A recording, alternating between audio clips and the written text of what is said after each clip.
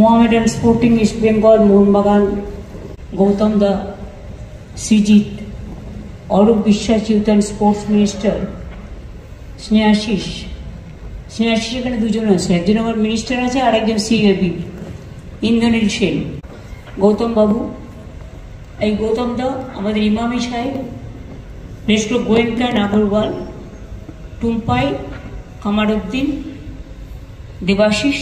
তিনটে ক্লাব নিজেদের মধ্যে কম্পিটিশন করে, কিন্তু এখানে সবাই এসছে, এটা আমার ভালো লেগেছে।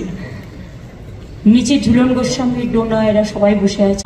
অনির্বাণ দত্ত থেকে শুরু করে, কুণাল, মদন থেকে শুরু করে, দেবাস থেকে শুরু করে, বিশেষ করে আমাদের সুকুমার সমাজপতি অনেক সিনিয়র, তিনি এসছেন।